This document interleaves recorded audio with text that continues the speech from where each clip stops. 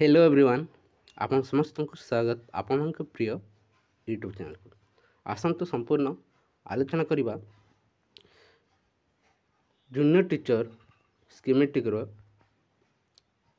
High court division bench रे जो hearing चली से रिगार्डिंग खबर कागज देखु प्रकाश पाई 29 राय आसब कि कहीं पर्यंत देखो हियरिंग शेष हो नहीं आसतु से सबको नहीं संपूर्ण आलोचना करवा ता पूर्वर चैनल नहीं करते निहाती चैनल को सब्सक्राइब कर दिंतु भिडियोटी को लाइक शेयर करने को जमार भूलु नहीं। देखु आसंता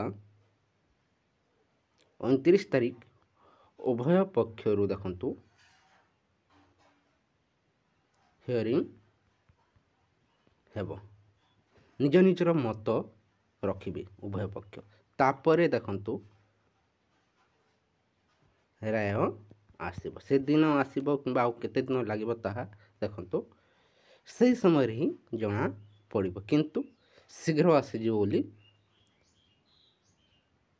खबर मिलुअछि। आसतु खबर कागज मध्य कौन प्रकाश पाई संपूर्ण देखी ना। देखो 20,000 कनिष्ठ शिक्षक नियुक्ति मामला शुणाणी जारी 29 राय।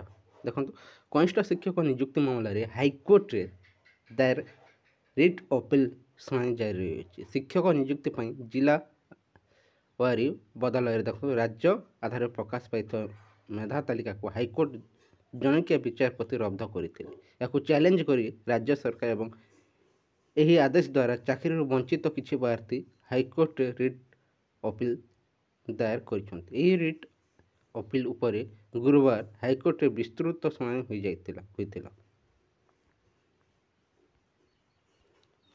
मुख्य विचारपति जस्टिस चक्रधारी शरण सिंह एवं जस्टिस एमएस रमण को नहीं गठित खंडपीठ आसंता 29 तारीख परवर्त समय धार्य कर से दिन प्रतिपक्ष से जुक्ति उपस्थापन करने को कह जवाब पर राय प्रकाश पाइब बोली हाईकोर्ट आज आदेश स्पष्ट कर देखो ओडिशा विद्यालय शिक्षा कार्यक्रम कर्तृपक्ष पक्षर 20,000 कनिष्ठ शिक्षक नियुक्ति 2023 सेप्टेम्बर 13 आवेदन आह्वान करा जायथिला। नियुक्ति विभिन्न परीक्षा शेष पर गत जानुआरी 20-21 तारीख 2 दिन सर्टिफिकेट जांच लगी दिन धार्य होता किंतु यही नियुक्ति प्रक्रिया जालियाती होता अभियोग था। विज्ञप्ति अनुसार जिलावारी मेधा तालिका प्रकाश कर ओसेपा किंतु राज्यस्तरीय मेधा तालिका प्रस्तुत करते विरोध कर आवेदनकारी चिंतामणि भूया और अन्य माने हाईकोर्ट द्वारस्थ होते। जणकिया विचारपति गत मार्च 12 रे देखो कनिष्ठ शिक्षक नियुक्ति संक्रांत मेधा तालिका रद्द करते। कनिष्ठ शिक्षक नियुक्ति जो विज्ञप्ति प्रकाश पाई से आधार जिलावारी सानी मेधा तालिका पोस्ट करने हाईकोर्ट निर्देश देते। यह आदेश विरोध राज्य सरकार जय मराठी सेनापति और अन्य माने हाईकोर्ट द्वारस्थ होती। राज्य सरकार पक्षर एडवोकेट जनरल अशोक परिजा आवेदनकारी वरिष्ठ आईनजीवी बोधदेव राउतराय मामला परिचालना कर देखि नियंतु। आज गत काली जो हाईकोर्ट रे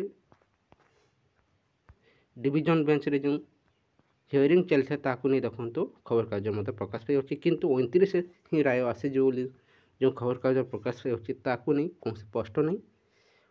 29 तारीख जो हियरिंग हेब नेक्स्ट हियरिंग तापर प्रकृत केबे